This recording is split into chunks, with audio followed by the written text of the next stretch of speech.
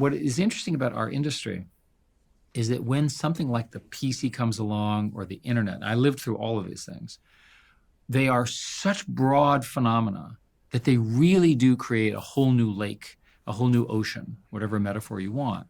Now, people said, well, wasn't that crypto? No.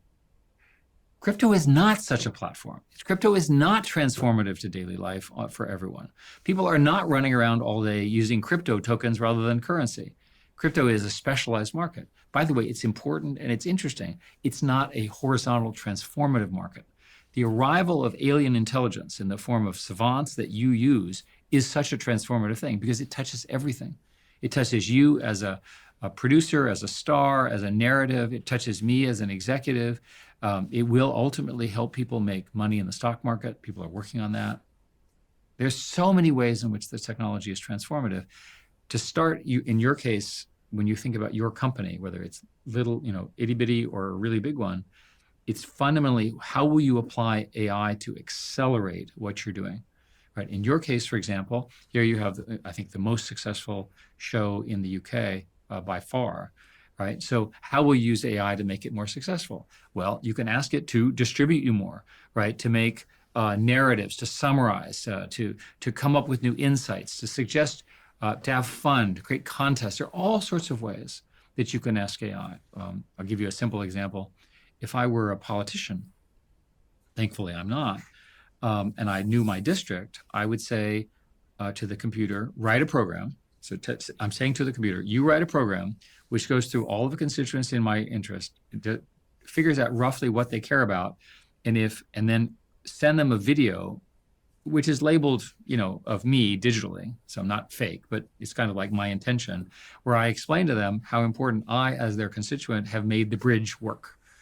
Right? And you sit there and you go, that's crazy, but it's possible.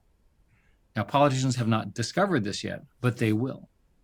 Because ultimately, politicians are around a human connection, and the quickest way to have that communication is to be on their phone, talking to them about something that they care about. When ChatGPT first launched and they sort of scaled rapidly to 100 million users, there was all these articles saying that the founders of Google had rushed back in and it was a crisis situation at Google and there was panic. And there was two things that I thought. First is that true? And second thing was, how did Google not come to market first with a ChatGPT style product? Well, remember that Google also, that's the old question of why did you not do Facebook? Well, the answer is we were doing everything else, right? So my defensive answer is that Google has 8 or 9 or 10 billion user clusters of activity, which is pretty good, right? It's pretty hard to do, right? I'm very proud of that. I'm very proud of what they're doing now.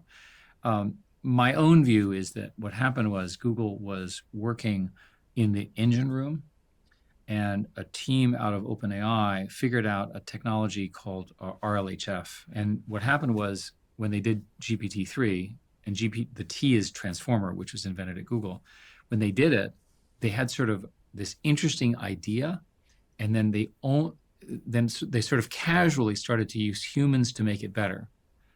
And RLHF refers to the fact that you use humans at the end to do A/B tests, where humans can actually say, well, this one's better, and then the system learns recursively from human training at the end.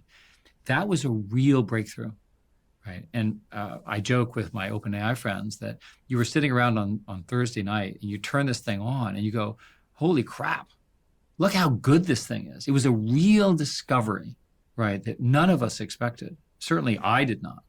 And once they had it, the OpenAI people, Sam and Mira and so forth, we'll talk about this, they didn't really understand how good it was. They just turned it on.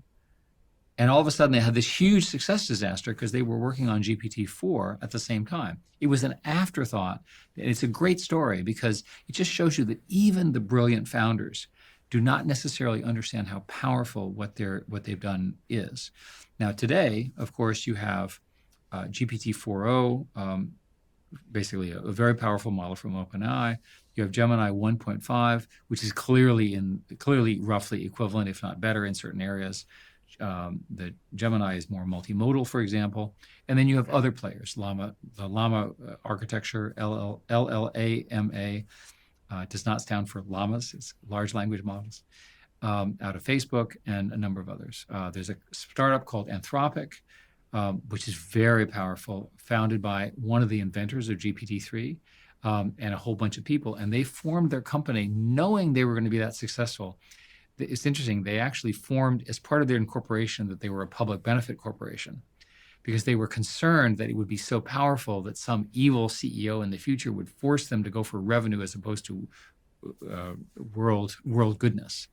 So the teams, when they were doing this, they understood the power of what they were doing and they anticipated the level of impact, and they were right. Do you think if Steve Jobs was at Apple, they would be on that list? How do you think the company would be different? Well, Tim has done a fantastic job in Steve's legacy. And what's interesting is normally the successor is not as good as the founder. But somehow Tim, having worked with Steve for so long and having set the culture, they've managed to continue the focus on the user with this incredible safety focus in terms of apps and so forth and so on. And they've remained a relatively closed culture. I think all of those would have maintained had Steve, tragically died. And he was a good friend. But the important point is Steve believed very strongly in what are called closed systems, where you own and control all your intellectual property. And he and I would battle over open versus closed because I came from the other side and I did this with respect. I don't think they would have changed that. And they've changed that now? No. I think still Apple is still basically a single company that's vertically integrated. The rest of the industry is largely more open. I think everyone, especially in the wake of the recent launch of the iPhone 16, which I've got somewhere here, has this expectation that Apple would, if Steve was still alive, taken some big, bold bet in some. And I think about, Tim's tenure. He's done a fantastic job of keeping that company going, running it with the sort of principles of Steve Jobs. But has there been many big, bold, successful bets? A lot of people point at the AirPods, which have a great product. But I think AI is one of those things where you go, I wonder if Steve would have understood the significance of it. And Steve was that smart that I would never, he's at Elon level intelligence. When Steve and I worked together very closely, which was 15 years ago before his death, he was very frustrated at the success of MP4 over MOV format files. And he was really mad about it. And I said, well, maybe that's because you were closed and QuickTime was not generally available. I said, that's not true. My team, our product is better and so forth. So his core belief system, he's an artist, right? And given the choice, we used to have this debate where, do you want to be Chevrolet or do you want to be Porsche?